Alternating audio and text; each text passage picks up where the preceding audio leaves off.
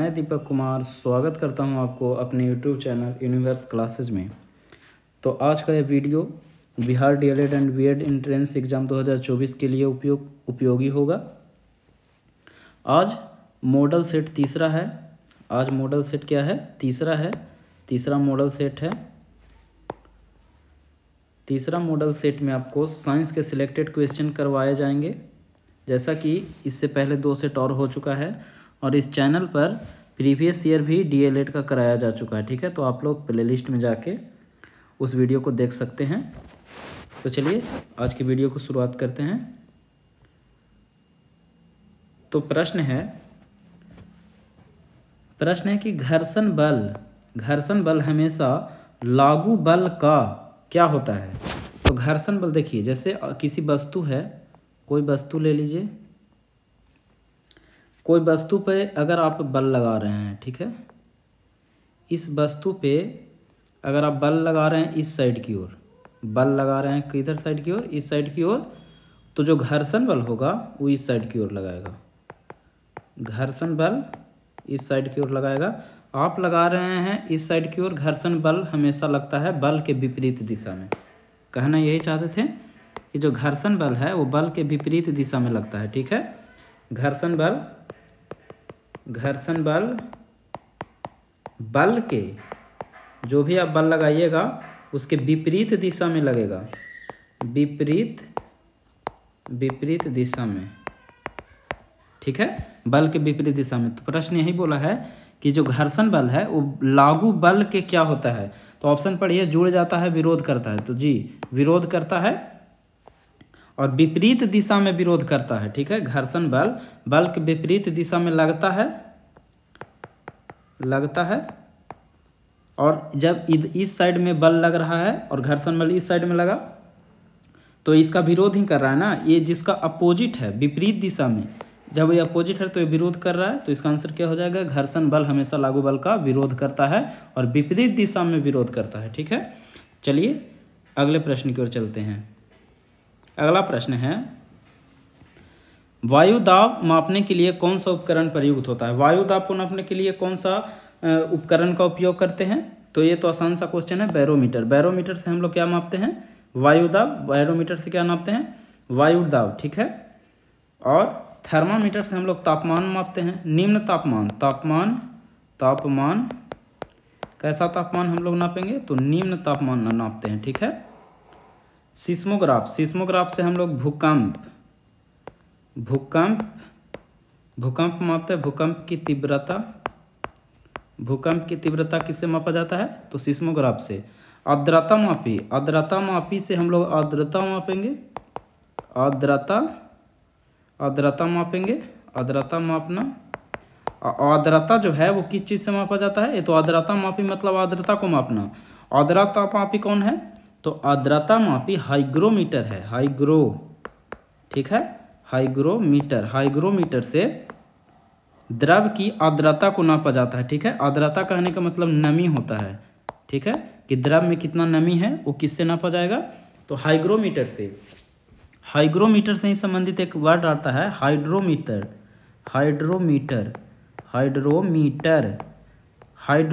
देखिए, एक है हाइग्रोमीटर, ये है हाइग्रोमीटर। तो हाइग्रोमीटर से तो आप समझ गए कि आर्द्रता नापा जाएगा, अर्थात आर्द्रता के मतलब नमी नापा जाएगा। वैसे ही है हाइड्रो। ठीक है, हाइड्रोमीटर। तो हाइड्रोमीटर ये द्रव का घनत्व मापता है। द्रव का घनत्व मापता है। ठीक है, इसको याद करने का एक छोटा सा ट्रिक है।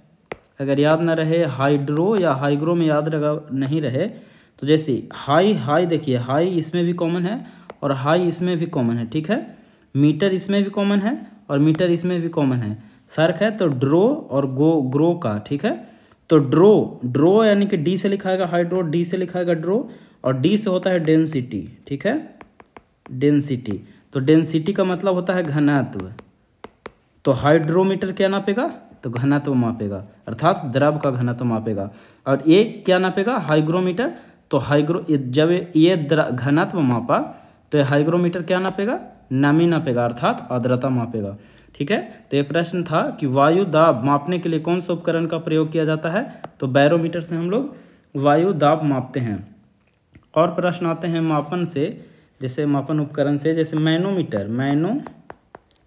मैनोमीटर से क्या मापा जाता है, मैनोमीटर से गैस का दाब मापा जाता है, गैस का दाब।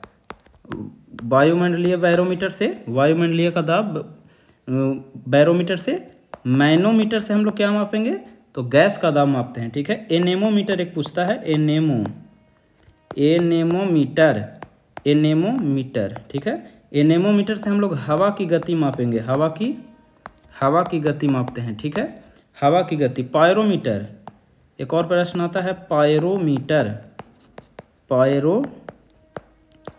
पायरोमीटर से हम लोग क्या मापेंगे, तो उच्च ताप मापते हैं, उच्च ताप मापते हैं, ठीक है। और निम्न ताप के लिए क्या है, निम्न ताप के लिए जैसे आप लोग देखें, ये निम्न ताप के लिए थर्मामीटर है, लेकिन उच्च ताप अगर बोले, उच्च ताप के लिए क्या मापते हैं, किससे मापते हैं, तो पायरोमीटर से मापते हैं, ठीक है। तो ये रहा, इतना सारा आप लोग याद कर लीजिएगा। इसमें 3 है, ये 3 है, और ये हाइड्रो और हाइग्रो में आपको पता चला, और ये थर्मामीटर, और प्रश्न में पूछा था वायु दाब के बारे में, तो बैरोमीटर हो जाएगा आंसर, ठीक है। चलिए अगले प्रश्न की ओर चलते हैं। अगला प्रश्न है, निम्नलिखित में से क्या लौह चुंबकीय है। देखिए चुंबक के बारे में थोड़ा सा समझिए, ये चुंबक है क्या, चुंबक के बारे में, चुंबक,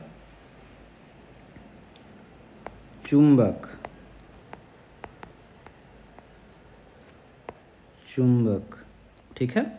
चुंबक 3 प्रकार के होते हैं। चुंबक कितने प्रकार के होते हैं, 3 प्रकार के, ठीक है। पहला, दूसरा और तीसरा। पहला है लौह चुंबकीय,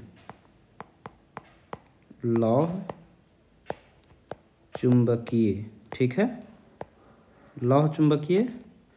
और दूसरा होता है अनुचुंबकीय,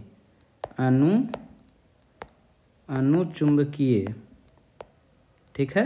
तीसरा है प्रतिचुंबकीय, ठीक है। इंग्लिश में इस सब के बोलते हैं, लौह चुंबकीय को बोलते हैं फेरोमैग्नेटिक, कभी कभी इंग्लिश में भी दे देता है डायरेक्ट कि फेरोमैग्नेटिक कौन सा उदाहरण है, तो इसलिए इंग्लिश भी याद रखना आपको ज़रूरी है। फेरोमैग्नेटिक, अनुचुंबकीय को पैरामैग्नेटिक बोलते हैं, मैग्नेटिक। और प्रतिचुंबकीय को क्या बोलते हैं इंग्लिश में, डायमैग्नेटिक, ठीक है, डायमैग्नेटिक, ठीक है। अब लौह चुंबकीय, अनुचुंबकीय के बारे में थोड़ा सा समझिए। लौह चुंबकीय जो है, लौह चुंबकीय जैसे समझिए, यहाँ पे मान लीजिए कि एक चुंबक रखा हुआ है, ठीक है, चुंबक, और यहाँ पे मान लीजिए कि कोई धातु है, ठीक है। ये चुंबक का 2 होता है, एक होता है नॉर्थ और एक होता है साउथ। चुंबक के कितने ध्रुव होते हैं, नॉर्थ और साउथ। ये मान लीजिए कि धातु है, ठीक है, क्या है, धातु। अगर नॉर्थ और साउथ ये चुंबक है, तो चुंबक से जितने भी चुंबकीय क्षेत्र से जितने भी बल रेखाएं निकलेगी, वो सारा, ये लौह चुंबकीय के बारे में हम बता रहे हैं कि ये चुंबक है, चुंबक से जितनी भी रेखाएं निकली वो धातु के आर पार कर जाएगी। धातु के जैसे 4 लाइन निकली, तो चारों लाइन जो है वो धातु के आर पार कर जाएगी, ठीक है। लेकिन अनुचुंबकीय में क्या होगा, मान लीजिए कि ये चुंबक है नॉर्थ और साउथ, ठीक है, और यहाँ पे हम ले लिए धातु, ठीक है। तो ये जो धातु है, मान लीजिए कि यहाँ से 4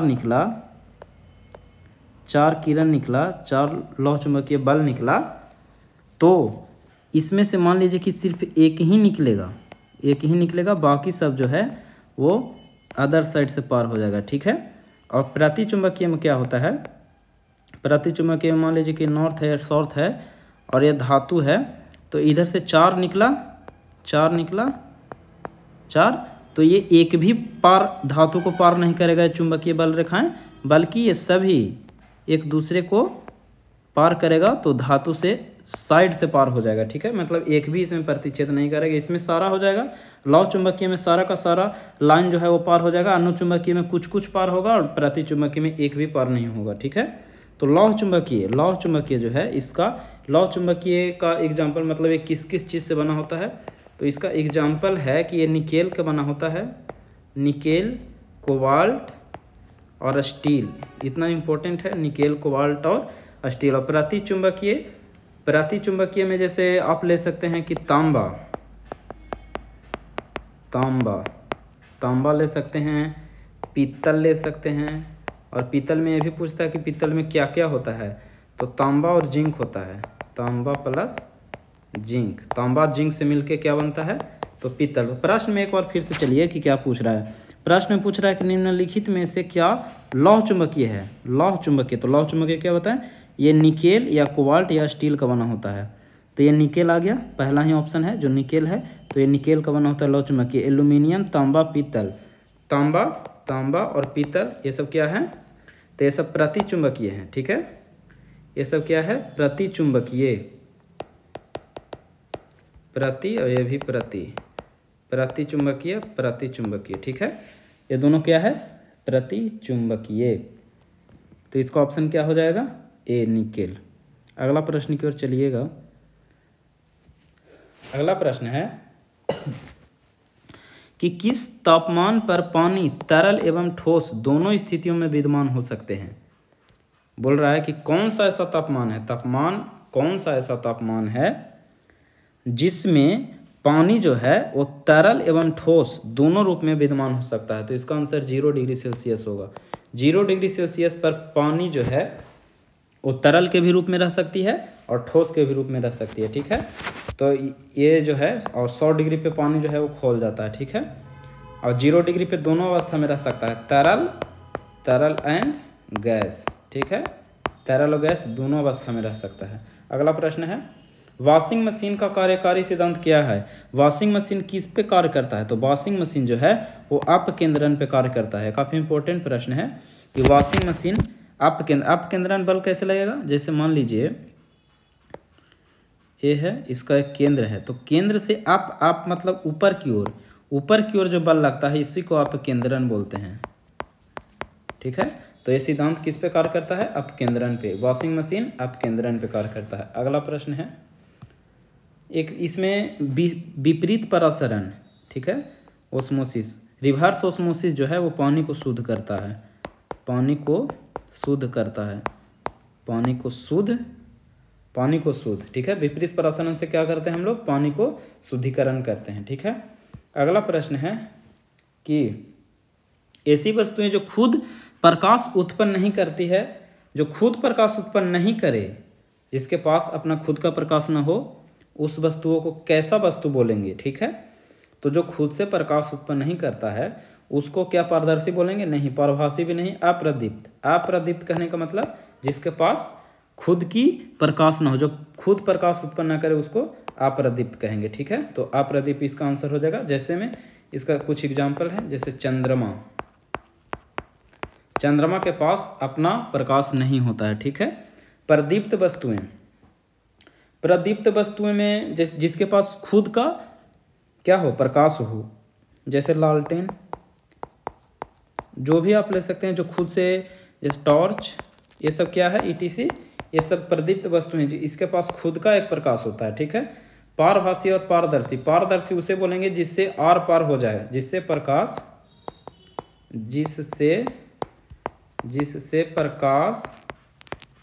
आर पार हो जाए, ठीक है। जिससे प्रकाश आर पार हो जाए, जिससे नहीं होगा, जिससे होगा,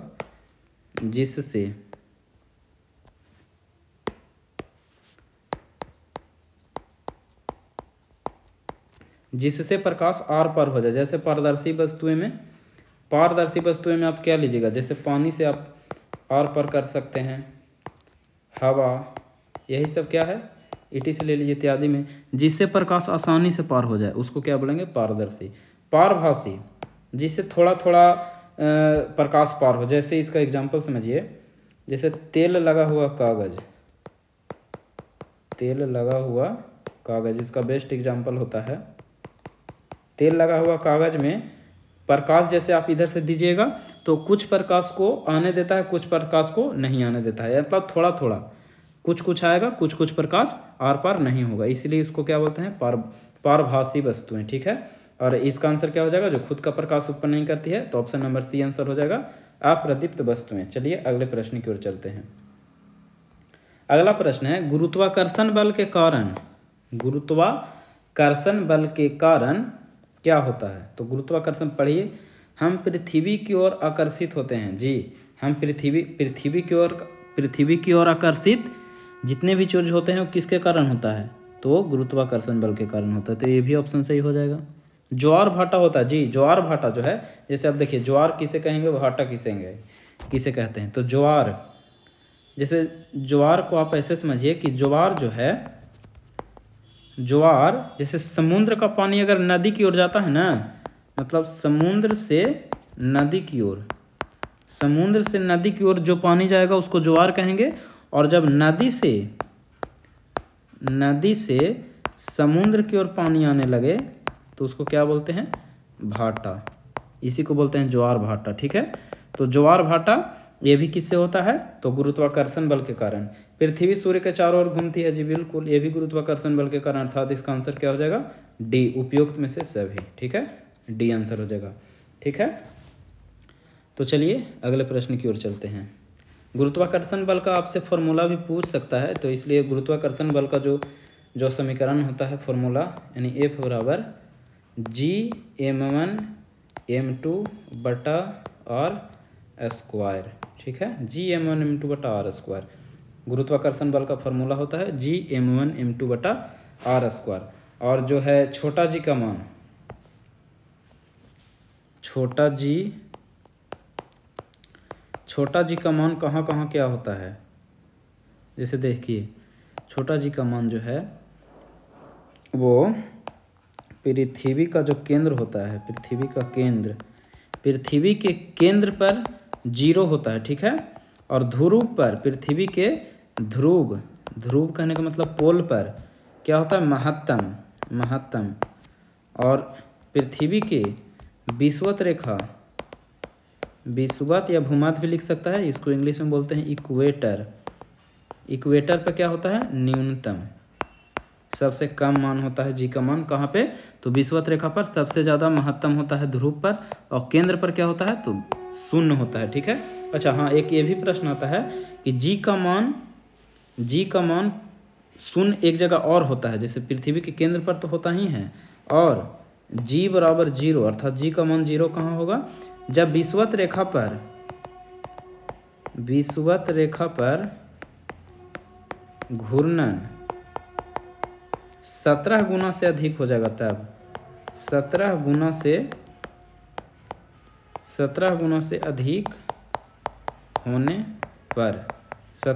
अधिक होने पर जी का मान 0 हो जाता है। ठीक है, तो इसका आंसर क्या हो जाएगा, गुरुत्वाकर्षण बल के कारण ये सभी चीज़ें होती है।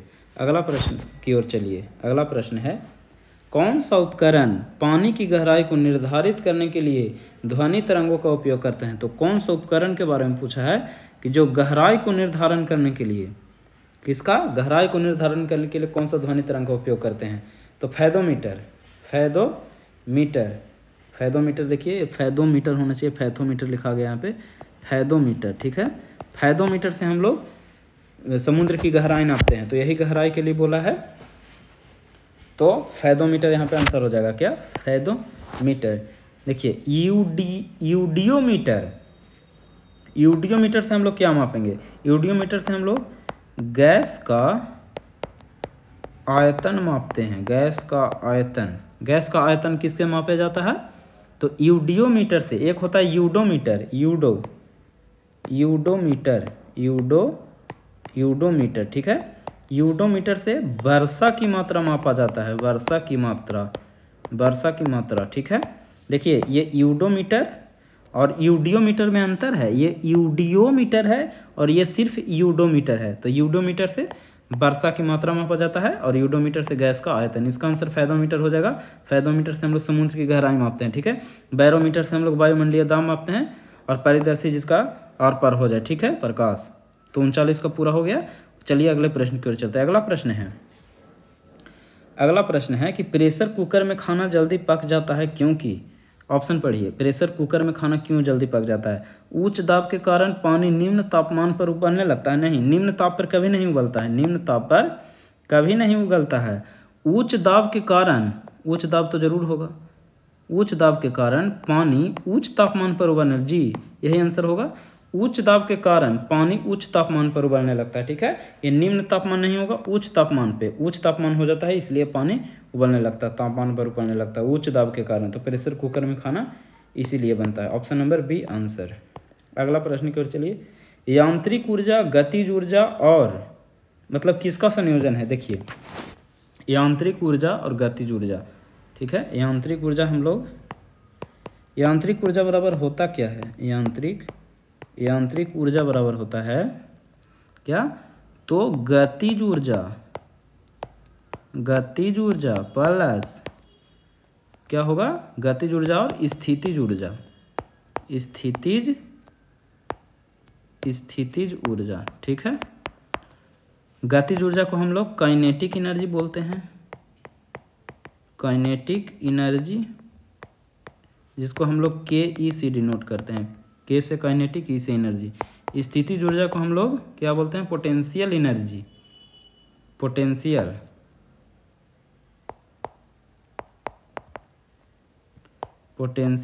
एनर्जी, और पोटेंशियल एनर्जी को पीई से डिनोट करते हैं। अर्थात हम लोग यांत्रिक ऊर्जा बराबर शॉर्ट में लिख सकते हैं, यांत्रिक बराबर के ई प्लस पीई, यही दोनों को मिला करके जब गतिज ऊर्जा और स्थितिज ऊर्जा मिल जाता है तो उसी को हम लोग क्या बोलते हैं? यांत्रिक ऊर्जा, यांत्रिक, ठीक है, यांत्रिक ऊर्जा। काइनेटिक एनर्जी का फॉर्मूला क्या होता है? काइनेटिक एनर्जी बराबर होता है हाफ mv², और P बराबर होता है क्या? mgh, हाफ mv² और mgh, ठीक है। दोनों का फॉर्मूला बहुत इंपॉर्टेंट है। गतिज ऊर्जा का फॉर्मूला होता है हाफ mv² और स्थितिज ऊर्जा का फॉर्मूला क्या होता है? तो mgh, ठीक है, जहाँ m हो जाएगा द्रव्यमान, g हो जाएगा गुरुत्वीय त्वरण और h हो जाएगा हाइट। यहाँ पे m द्रव्यमान हो जाएगा, v हो जाएगा वेग, ठीक है, कितने वेग से वो गति कर रहा है। तब यहाँ पे पढ़िए कि यांत्रिक ऊर्जा, यांत्रिक ऊर्जा ये हो गया, गतिज ऊर्जा, गतिज ऊर्जा ये हो गया, और किसका संयोजन है? मतलब गतिज ऊर्जा और क्या होता है? तो स्थितिज ऊर्जा, ठीक है। यांत्रिक ऊर्जा बराबर क्या होता है? या गतिज ऊर्जा प्लस स्थितिज ऊर्जा। तो इसमें तो गतिज दिया है और पूछ रहा है, तो यहाँ पे स्थितिज ऊर्जा क्या हो जाएगा? आंसर हो जाएगा, ठीक है। 41 के सी नंबर ऑप्शन सही हो जाएगा, ठीक है, 41 के सी। और गतिज ऊर्जा और स्थितिज ऊर्जा का आपको फॉर्मूला बता चुके हैं। अब चलिए अगले प्रश्न की ओर। अगला प्रश्न है, एक पराश्रव्य ध्वनि तरंग की आवृत्ति कितना से अधिक होता है? देखिए, ध्वनि के बारे में थोड़ा सा समझिए। ध्वनि, ध्वनि, ठीक है। तो ध्वनि 3 तरह का होता है, ध्वनि 3 तरह का, ठीक है। ध्वनि कितने तरह का? 3 तरह का। एक होता है अपश्रव्य, अपश्रव्य ध्वनि, एक होता है श्रव्य ध्वनि जो हम लोग सुनते हैं, और एक होता है पराश्रव्य, पराश्रव्य, ठीक है। तो जो अपश्रव्य होता है, अपश्रव्य, श्रव्य, पराश्रव्य, अपश्रव्य का जो वैल्यू होता है वो 20 हर्ट्ज, 20 हर्ट्ज से कम, जो भी ध्वनि 20 हर्ट्ज से कम होगा उसको अपश्रव्य कहेंगे, ठीक है। और श्रव्य जो हम लोग सुनते हैं उसका मान होता है 20 हर्ट्ज से लेकर के 20 किलो हर्ट्ज, ठीक है, 20 किलो हर्ट्ज इसके बीच होता है, ठीक है। अगर इसके बीच ध्वनि है तो समझिए कि वो कौन सा ध्वनि है? वो श्रव्य ध्वनि है, ठीक है। और पराश्रव्य जो होता है, पराश्रव्य, इसका वैल्यू होता है 20 किलो हर्ट्ज, 20 किलो हर्ट्ज बोल रहे हैं, 20 हर्ट्ज नहीं बोल रहे हैं हम, 20 किलो हर्ट्ज बोल रहे हैं, ठीक है। 20 किलो हर्ट्ज से ज़्यादा, तब वो क्या हो जाएगा? पराश्रव्य हो जाएगा, ठीक है। अपश्रव्य जो 20 हर्ट्ज से कम हो ध्वनि उसका, श्रव्य जिसका 20 हर्ट्ज से 20 किलो हर्ट्ज तक साउंड हो उसको श्रव्य ध्वनि में जो हम लोग मानव सुनता है, इसको कौन सा सुनता है? मानव, मानव सुनता है, ठीक है। पराश्रव्य 20 किलो हर्ट्ज से ज़्यादा हो तो उसको पराश्रव्य के श्रेणी में रखेंगे, ठीक है। आप पढ़िए, बोल रहा है एक पराश्रव्य, पराश्रव्य के बारे में बोल रहा है। पराश्रव्य क्या होता है? जो 20 किलो हर्ट्ज से ज़्यादा हो, ठीक है। पराश्रव्य ध्वनि तरंग की आवृत्ति क्या होती है? तो 20 हर्ट्ज नहीं, 20 तो 20,000 हर्ट्ज यहाँ पे हो जाएगा, ठीक है। देखिए 20 किलो हर्ट्ज को ही हम लोग ऐसे लिख सकते हैं, 1 kg में 1000 होता है ना हर्ट्ज, 1 kg में 1000 जैसे, तो 20 है तो 1 किलो बोल रहा है तो 1000 से हम लोग गुना कर देंगे, तो 20 पर 3 जीरो और बैठ जाएगा, तो ये हो जाएगा सिर्फ हर्ट्ज में। किलो इसकी जगह हम लोग केजी लिख मतलब किलो लिख सकते हैं, केजी, तो 20 किलो हर्ट्ज होता है, लेकिन केजी को हम पूरा बदल दिए तो 20,000 हर्ट्ज हम बोल सकते हैं, तो यही यहाँ पे लिखा हुआ है 20,000 हर्ट्ज। तो ऑप्शन नंबर सी आंसर क्या हो जाएगा, सी। एक पराश्रव ध्वनि जो होता है वो 20 किलो हर्ट्ज से अधिक अर्थात 20,000 हर्ट्ज से अधिक होता है, उसके पराश्रव ध्वनि कहते हैं। ठीक है, अगले प्रश्न की ओर चलिए। अगला प्रश्न है कि निम्न में से कौन सा ऊष्मा का अच्छा सुचालक है, ऊष्मा का अच्छा सुचालक कौन सा है। ठीक है, तो ऊष्मा का अच्छा सुचालक तो हम लोग पारा को ही मानेंगे, पारा को ही हम लोग क्या मानेंगे, ऊष्मा का सबसे अच्छा सुचालक मानेंगे। ठीक है, जैसे कैसे समझेंगे अच्छा सुचालक, जैसे पारा जो है थर्मामीटर में पारा रहता है, तो जब हम लोग का शरीर थोड़ा सा भी गर्म रहता है तो जो पारा है, वो जो थर्मामीटर है, वो तुरंत बता देता है कि आपका शरीर गर्म है, कितना गर्म है। ठीक है, तो तुरंत मतलब वो ऊष्मा का सबसे अच्छा सुचालक है, वो तुरंत बता दे रहा है, पारा जो है वो तुरंत बता दे रहा है कि आपका शरीर का टेम्परेचर कितना है, अर्थात ये ऊष्मा हीट आप में कितनी है। तो ऊष्मा का सबसे अच्छा सुचालक कौन हो जाएगा, तो पारा। ठीक है, क्या हो जाएगा, पारा। जैसे पारा से एक और प्रश्न पूछा जाता है कि पारा ही, नोट कर लीजिएगा आप लोग पॉइंट, कि पारा ही एकमात्र ऐसा धातु है, पारा ही एकमात्र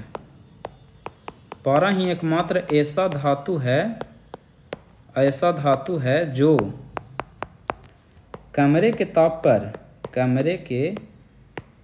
पर द्रव अवस्था में रहता है, द्रव अवस्था में रहता है। ठीक है, और एक और पूछता है कि ब्रोमीन, पारा जो है वो क्या है, वो धातु है, लेकिन ब्रोमीन ही एकमात्र ऐसा अधातु है, ये अधातु है, पारा धातु था, ये अधातु है जो कमरे के ताप पर द्रव अवस्था में रहता है, द्रव अवस्था में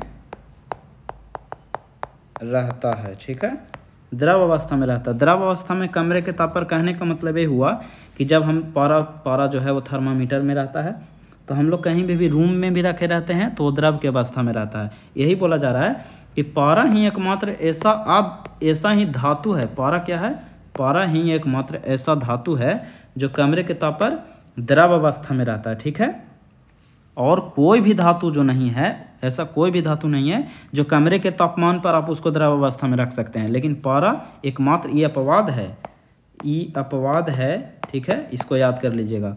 और ब्रोमीन ही एक ऐसा अधातु है, ब्रोमीन ही एक ऐसा अधातु, ऐसा इसके बाद ऐसा कोई भी अधातु नहीं है जो कमरे के ताप पर द्रव अवस्था में रहता है। ठीक है, तो ये दोनों काफ़ी इंपॉर्टेंट प्रश्न था। तो और क्लोरीन एक है यहाँ पे, क्लोरीन से पानी को शुद्ध किया जाता है, पानी को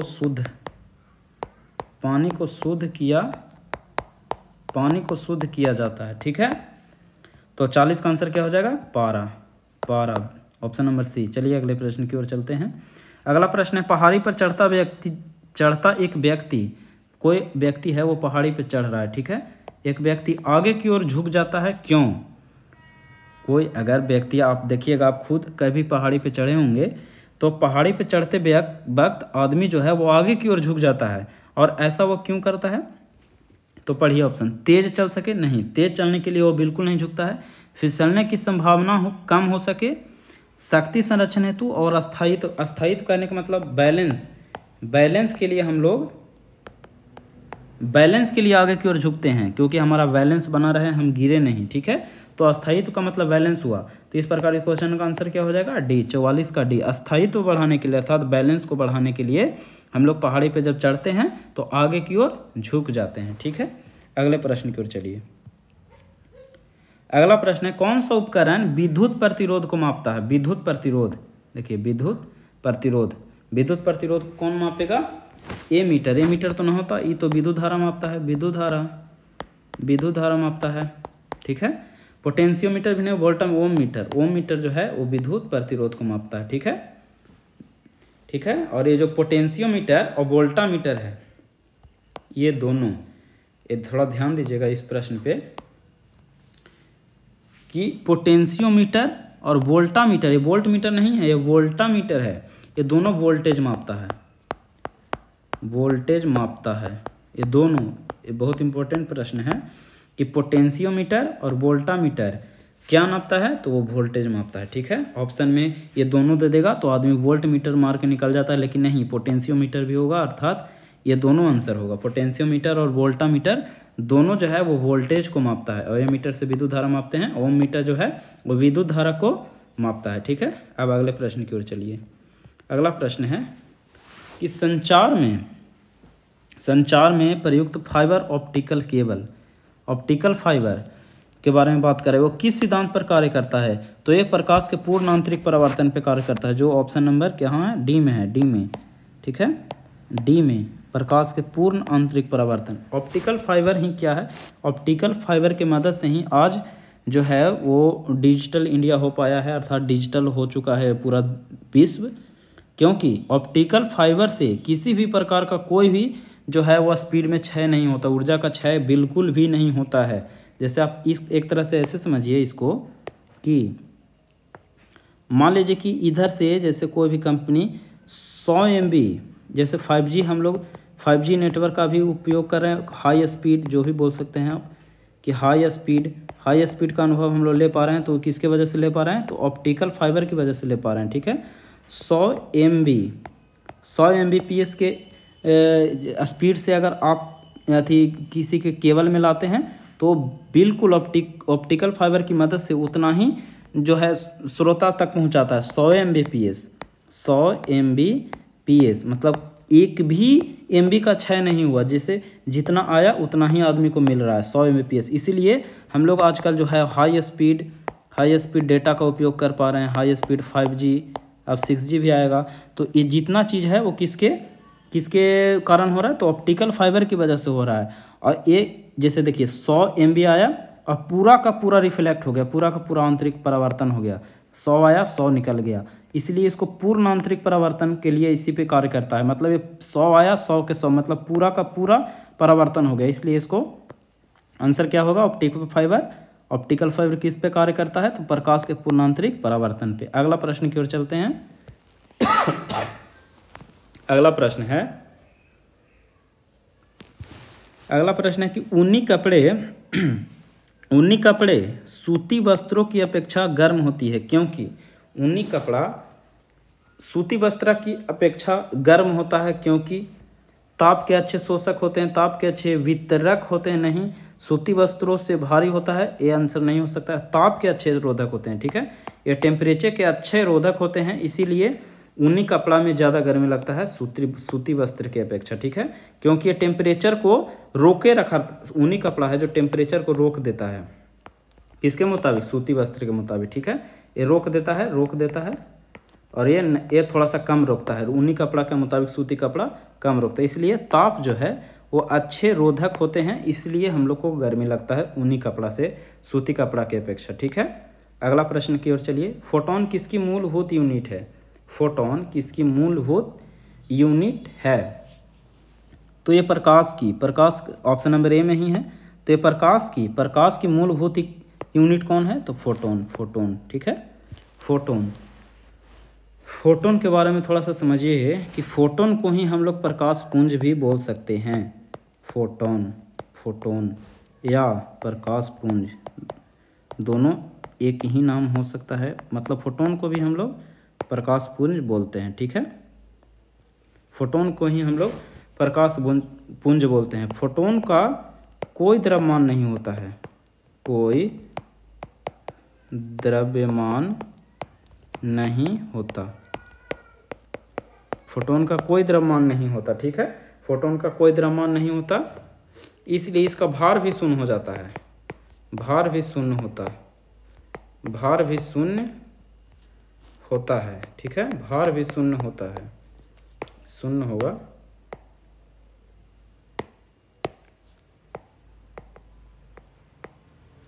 भार भी शून्य होता है। क्यों होता है? जैसे देखिए, भार का फॉर्मूला होता है W बराबर mg। जब द्रव्यमान ही नहीं है, जब द्रव्यमान ये जीरो हो गया तो 0 गुना जी, ये भी जीरो हो जाएगा, अर्थात भार भी जीरो हो जाएगा। तो भार भी क्या होता है? शून्य। जब द्रव्यमान ही जीरो हो गया तो W बराबर mg की फॉर्मूला की सहायता से आप निकालिए W बराबर mg। W मतलब भार हो गया और m द्रव्यमान और g गुरुत्वीय त्वरण। जब द्रव्यमान ही नहीं है अर्थात इसके जगह जीरो रखिएगा तो पूरा वैल्यू जीरो कर देगा। अर्थात जब किसी में द्रव्यमान नहीं होगा तो उसका भार भी क्या हो जाएगा? शून्य हो जाएगा। ठीक है। फोटोन को हम लोग एनर्जी पैकेट के नाम से भी जानते हैं। Energy packet, energy packet. ठीक है, एनर्जी पैकेट के नाम से हम लोग जानते हैं। किसको? तो फोटोन को हम लोग एनर्जी पैकेट के नाम से भी जानते हैं। तो इसका फोटोन जो है वो प्रकाश की मूलभूत यूनिट है। ठीक है, चलिए अगले प्रश्न की ओर चलते हैं। अगला प्रश्न है कि सूर्य ग्रहण तब होता है जब, सूर्य ग्रहण कब लगता है? ग्रहण कब लगेगा? जैसे आप मान लीजिए कि यहाँ पे सूर्य है, सूर्य, और यहाँ पे पृथ्वी है। ठीक है, और जब यहाँ पे सूर्य, पृथ्वी, और जब बीच में चंद्रमा आ जाता है, जब बीच में क्या आ जाता है? चंद्रमा। जब बीच में चंद्रमा आ जाएगा तो समझिए कि सन और पृथ्वी, मतलब ये सूर्य को ग्रहण लगेगा। क्यों? क्योंकि बीच में कौन आ गया? चंद्रमा। तो जब सूर्य ग्रहण होता है तो बीच में क्या आ जाता है? तो चंद्रमा आ जाता है। तो चंद्रमा बीच में होता है। Option number A he option number सही हो जाएगा। चंद्रमा बीच में होता है कब? जब सूर्य ग्रहण लगता है तब। चलिए अगले प्रश्न की ओर चलते हैं। अगला प्रश्न है कि आँख के किस भाग द्वारा आँख में प्रवेश करने वाली प्रकाश की मात्रा को नियंत्रित करता है? तो जो क्या बोलते हैं, आँख में प्रवेश करने वाला प्रकाश को नियंत्रित कौन करता है? तो आइरिस करता है, ना कि कॉर्निया। ठीक है, आइरिस करता है। इसको ऑप्शन नंबर सी आंसर हो जाएगा। प्रकाश को नियंत्रित कौन करता है? तो आइरिस करता है। ठीक है, और कॉर्निया जो है यही नेत्रदान में दिया जाता है। नेत्रदान में दान किया जाता है। नेत्रदान में क्या दान किया जाता है? तो सिर्फ कॉर्निया को किया जाता है दान, ना कि पूरा का पूरा आँख को किया जाता है। आई बॉल जो पूरा का पूरा जो गोल अंटा की तरह है उसको पूरा आई बॉल बोलेंगे, लेकिन नेत्रदान में हम सिर्फ कॉर्निया को दान करते हैं। ठीक है, और नियंत्रित कौन करता है प्रकाश को? तो आइरिस करता है। ठीक है, अगले प्रश्न की ओर चलिए। अगला प्रश्न है कि हाइड्रोजन बम आधारित रिएक्टर बनाया जाता है। हाइड्रोजन बम आधारित रिएक्टर बनाया जाता है तो ये नाभिकीय संलयन पे। ठीक है, नाभिकीय संलयन पे सूर्य और तारा का भी जो ताप है उस पे भी नाभिकीय संलयन पे होता है। सूर्य तारा और हाइड्रोजन बम, ये तीनों जो है नाभिकीय संलयन पे कार्य करता है। नाभिकीय विखंडन पे परमाणु बम कार्य करता है नाभिकीय विखंडन पे, और नाभिकीय संलयन पे कौन सा कार्य करता है? तो हाइड्रोजन बम, सूर्य और तारा। ठीक है, ये दोनों हाइड्रोजन बम पर आधारित रिएक्टर बनाया जाता है नाभिकीय संलयन और नाभिकीय विखंडन से परमाणु बम। ठीक है, तो चलिए आज का प्रश्न खत्म हो चुका है। तो चलिए आज इस वीडियो को हम यहीं पे समाप्त करते हैं। आप लोग एक बार फिर से इसको स्पीड करके सारा क्वेश्चन को देख लीजिए। जैसे देखिए करवा देते हैं रिवीजन। घर्षण बल हमेशा लागू बल के विरोध करता है अर्थात विपरीत दिशा में लगता है। अगला प्रश्न था वायु दाब को मापने के लिए बैरोमीटर। अगला प्रश्न है कि लौह चुंबकीय है तो निकेल। ठीक है, और किस तापमान पर पानी जो है वो तरल और ठोस दोनों में हो सकता है? तो 0 डिग्री सेल्सियस पर। वॉशिंग मशीन अपकेंद्रण के सिद्धांत पर कार्य करता है। ठीक है, ऐसी वस्तुएं जो खुद प्रकाश उत्पन्न नहीं करता है उसको अप्रदीप्त, और जो करता है उसको प्रदीप्त वस्तुएं कहते हैं। गुरुत्वाकर्षण बल के कारण हम इस सारी चीज़ों को अनुभव करते हैं। ठीक है, अगला प्रश्न था कि कौन सा उपकरण गहराई मापने के लिए? तो फेदोमीटर। प्रेशर कुकर में खाना इसलिए जल्दी पक जाता है क्योंकि उच्च दाब होता है, हाई प्रेशर होता है और उच्च तापमान पर उबालने लगता है, हाई टेम्परेचर पे। ठीक है, यांत्रिक ऊर्जा गतिज ऊर्जा और स्थितिज ऊर्जा का मिश्रण है अर्थात उसका योग है। एक पराश्रव्य ध्वनि तरंग अर्थात 20 किलो हर्ट्ज से अधिक अर्थात 20,000 हर्ट्ज से अधिक होता है पराश्रव्य तरंग। निम्नलिखित में से कौन सा ऊष्मा का अच्छा है? सुचालक। तो ऊष्मा का अच्छा पारा से बेहतर ऑप्शन यहाँ पे कोई नहीं था, तो पारा आंसर हो जाएगा। पहाड़ी पर चढ़ता व्यक्ति बैलेंस बढ़ाने के लिए झुकता है। ठीक है, कौन सा उपकरण विद्युत प्रतिरोध को नापता है? तो ओम मीटर। ठीक है, संसार में ऑप्टिकल फाइबर पूर्ण आंतरिक परावर्तन पर कार्य करता है। ऊनी कपड़े सूती वस्त्रों की अपेक्षा गर्म होता है क्योंकि ताप के अच्छे रोधक होते हैं। फोटोन किसकी मूलभूत इकाई है? तो प्रकाश की। अगला प्रश्न था सूर्य ग्रहण तब होता है जब चंद्रमा बीच में आ जाता है। आंख के किस भाग द्वारा आंख को प्रवेश करने वाली प्रकाश की मात्रा नियंत्रित होती है? तो आइरिस जो है प्रकाश को नियंत्रित करता है। हाइड्रोजन बम जो है वो नाभिकीय संलयन पे कार्य करता है और परमाणु बम जो है वो नाभिकीय विखंडन पे कार्य करता है। ठीक है, तो आज यहीं तक प्रश्न था। तो चलिए इस वीडियो को हम यहीं पे समाप्त करते हैं। थैंक यू, जय हिंद, वंदे मातरम।